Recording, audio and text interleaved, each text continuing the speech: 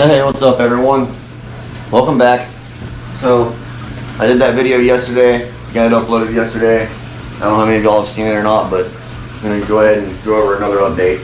So, everyone in here is doing good. The copper level is at 1.47, about 1.5. I just did a test on it. I did go ahead and buy the Hannah copper test kit. I also have a nitrate test and ammonia test kit from them too.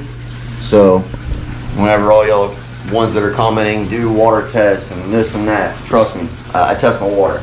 I know what my water is. And I also went and bought a pH tester just to have. My pH is normally always on point, so that's not really a big deal, but I like to have that so when I start up a new tank, I know what the pH is before I drop a fish in there, like in a quarantine tank or something like that. Fish over here, they're still kicking. I did put copper in this tank. This tank right now is a little less than 1.5, I believe. It's probably about 1.3 maybe. So it's not too high, not too low. They're still battling velvet and bacterial infection. I'm not sure if the scorpion fish has velvet, but I know he's got a bacterial infection. There's Canoplex in the tank too. Got to dose that every 48 hours. It's 2 level scoops every 48 hours for a maximum of 3 doses. So you can do it back-to-back doses, but only if the fish are not stressed out after the first round. So I'm hoping after this first round, that bacterial infection is gone, and I can take them out, put them back inside the 200 gallon here, because everything in the 200 gallon is the same that's in that little tank there. The only reason I took them out was because at the time, I believe I had the copper just a little bit too high, or it was just that they're in the last stages of the velvet parasite and they're battling a bacterial infection. But I think everything is getting back on track. This fat bastard, my 6-line grouper, he's doing a lot better. His eyes look a lot better. He's not breathing hard like he was before, panting basically, or laying on the bottom. And he's actually swimming around the tank again instead of standing in one spot. Everyone else in the tank has not shown any signs of being affected by the velvet or anything like that. My dragon wrasse is doing fine, porcupine puffer is doing fine, Picasso trigger is doing fine, Niger trigger is doing fine, and my fox face is doing fine. Although I did notice some white spots in my fox face, so he could have been starting to get ick or velvet. But he hasn't stopped eating. No one else in this tank has stopped eating. I do need to feed them a little bit of krill today to see if fat bastard's gonna eat. And as long as he's eating, then I really know he's doing better. And a quick update on everyone else. We'll go over all the tanks while we're here on this video. The little baby seahorse, I'm sure y'all are curious as to how he's been doing. He's doing great. He's still sitting there, he's kicking right there on top of that seaweed. And he's eating all the copepods that are inside this tank. He's getting bigger too. He was a teeny little guy when I got him. He's still a little teeny guy now, but he was a lot smaller when I got him. I think I've had him now for about a month. So he's doing great. Everyone like this video, drop a thumbs up on it now. If y'all like that seahorse, hit the thumbs up on there. This tank right here is a nightmare to keep clean because it's so small. It gets algae in it all the time, so I gotta go in there and wipe it out and everything. And then also the evaporation is a nightmare too because it's so small. Water evaporates a lot, so I gotta keep adding water to it.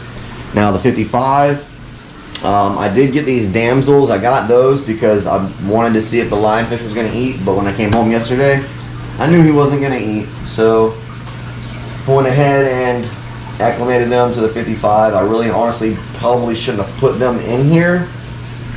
I probably should have put them in the 200 gallon, but it's a little late now. So I was going to keep an eye on everything and make sure they're doing okay. But everyone in here is raging beasts. Shark, Bandit, I pulled him out of the 200, put him in here. He's doing amazing.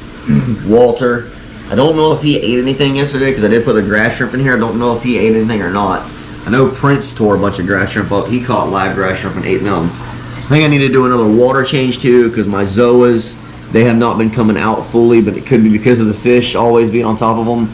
Like that right there. That could be a reason because my anemones are doing fantastic and so are, like I said, I don't remember what the heck those are called. Anyone remembers the name of those corals? drop a comment down below for me, please, and let me know, because I can't remember. My blue hippo tank, flame angel, coral beauty. We got Gabriel, we got Cass, we got Joker, we got Dory, we got Dion and Leon. Let's see, this is Leon and that's Dion. And then we got, and I could tell because of their tails and the way their body shape is. And then the star serpent over here, we haven't figured out a name yet. And then we had the toadfish who's in here somewhere, probably way up under that rock. I haven't really thought of a name for him yet either. I think I was calling him Toad, but I want something a little more unique. Y'all figure something out for me, drop it down in the comment box, and I'll take a look at everything and we'll figure it out, and we'll figure out a name to go with, and that's what the toadfish will be called. The damsels, I'm not real sure if I plan on keeping the damsels, because I am going to be getting more predator fish, you know, to restock the 200 once all this crap goes away and I get it all under control. They may end up being food, but it all depends on how everyone gets along in here and if I grow attached to them or not. I'm not really a big damsel fan. Not really my thing. The black and white is not really all that cool to me either.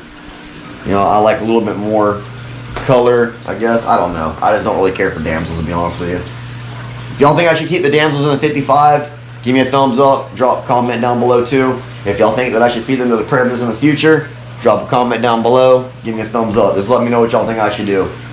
As for Sparky, the electric blue jack Dempsey, he is really loving his new home. As you can see, he's hungry. He's coming out because he wants to eat. He loves his little PVC pipe that I put in there, and he always shows off for the camera for some reason. He loves the camera. I've had him since he was less than an inch old or big, and shoot, I think I've had him, I don't know, 8-9 months, somewhere around there, maybe longer, give or take. But as you can see, he's changing colors now, and he's starting to grow into a beautiful electric blue jack Dempsey. A lot of the myths about those guys are true, and a lot of them are false. I don't know if y'all seen the video I did about the electric blue jack Dempsey, but they are very hard to keep alive whenever they're babies. But once you get them over a certain size, they're not so timid, and they do a lot better. But they do stress out very easily until they get about 4 or 5 inches. So if you do plan on getting electric blue jack Dempsey, make sure your tank water is perfect. Make sure that you have no parasites in it, and also make sure that when you get him, you treat him for parasites, because I guarantee you that he will have parasites as a baby because of the simple fact he's going to be stressed out over the shipment process, and he's going to end up getting some type of internal parasite. Probably won't be ick, you know, external or anything like that. It'll be an internal parasite more than likely that's going to affect him. So what I done was I got Fritz Paragard, I think it is, and then Fritz Expel, I think it was. I got them both. Were they? I don't have them in here. I think they're in the other room, but they're really good, and that's what kept him alive. I went through 5 of these guys, I think. He's the 5th, and other than that, he's doing great. So let's go check on the fish out here, the eels, and the 250-gallon cichlid tank, and the turtle tank real quick, since we're going over all the tanks. So the eels are doing okay. Gucci actually came out and ate. I didn't get to see him eat. He ate right before I saw it. That little piece of shrimp sticking at the end of the PVC pipe, and he came out and ate it. Now Beetlejuice, he's still a little bit stressed out. Taking a little bit longer for him to adjust to the tank. He still hasn't eaten yet. I did have a piece of shrimp in there for him, but he didn't touch it. So hopefully we can get all this stuff cleared up and they go back in the 200 very soon, you know, about a month or so. The turtle tank, I did a good water change on it and cleaned the filter on it, because I don't know if y'all saw the video I done, you know, not too long ago or just a couple days ago. I hadn't been cleaning the filter on it, and it got clogged up, and it was leaking over the back of the filter. I thought the filter was cracked, but no, it was just clogged, and it was overflowing, got all over the floor, and we had to get all that cleaned up. But water's looking great. Got my little hybrid cichlid in here. We got my little turtle. I called it the spillway. They love it. And let's go over here to the 250 real quick and check on everyone over here. So we're doing good. I need to do a water change on this tank. I have not done a water change on it in probably about a month. So that is definitely something that I need to get done. Nitrates might be a little bit high in here. As you can see, the fish are very happy. They want to eat. They're hungry. And I need to buy them some pellets. And where's Pac-Man at? He's around here. Oh, right there in front of me. He's being a little punk. Let's see. As you can see, pieces of tail have been nipped off on a lot of these fish because he doesn't eat anything but pellets. And look at his teeth. I've got to get him to eat some snails or something. His teeth have got to be trimmed. His teeth are getting way too big. So thanks for watching, everyone. I'll keep y'all's fingers crossed on the saltwater tank back here. And let's hope we beat this velvet and this bacterial infection soon. That way we can get back on track with doing our regular videos with feeding and having all the fun that we were having. And another thing, you know, people that were commenting, you're feeding too much, this and that. I only feed once a day. And I only feed what they can eat.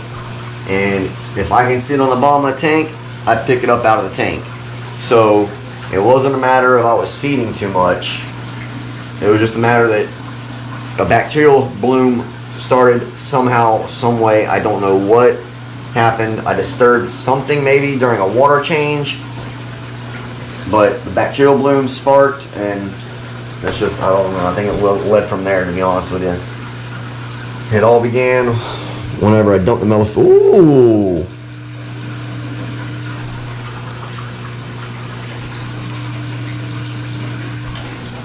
Did y'all see that? Whoa! Somebody doesn't want me near his home. We know he's doing good. Y'all like the video, give me a thumbs up. Don't forget to subscribe if you haven't subscribed yet. That way you can stay up to date with everything that's going on here. For those of y'all that are just watching this video or just watching one of the last videos, make sure you watch a lot of the videos previous to this and watch a lot of my shorts before you go commenting on some stuff, because if you haven't been following me, you really don't know what's been going on. And there are a lot of people who have been following me and have been a great help. Marine Fishes SSS, I really appreciate all the help. You have, oh my, I can't explain the help that you have been and the caring. I really appreciate it, as well as all the others that have tried to help me out and all the advice that y'all are giving me. My local fish store, I was getting mixed information there. It wasn't that they didn't know what they were talking about or giving the wrong information. It's just that some of them there aren't as educated as the owners that work there. So they aren't there all the time. So some of the information I was getting was miscommunicated or just mixed information coming from some that are less educated in the marine hobby than the ones that I actually like to speak to. So the ones that I actually like to speak to and are fun to speak to them, they said the same thing that y'all were saying about the velvet and the bacterial infection, which I already pretty much knew. I just needed confirmation because it's the first time I've had to deal with it in saltwater tanks. I've dealt with it in freshwater tanks, which that's why I have no problems with my freshwater tanks, because I know how to deal with the diseases and all the parasites in freshwater tanks. Almost forgot something. I did get the FX6 hooked up. It was a little bit of a nightmare on this one because the daggum hose clamps didn't want to seal the hoses down. I had a leak and I woke up this morning and had some water on the floor, which is pretty freaking, hate that. But anyways, the tank is nice and cleared up. It's still a little bit cloudy, so this is basically just a polishing filter. I do have some biomedia in the bottom of it just to boost up the biofiltration as well, because I do have a big bio load in here. But this is mainly just sponges and filter floss inside here. The filter floss is inside the filter socks, so that way it doesn't get all nasty and spread out through all the sponges, because sometimes that filter floss comes apart and gets all inside the filters. But yeah, so that's what's going on with that. I just wanted to add that to the video.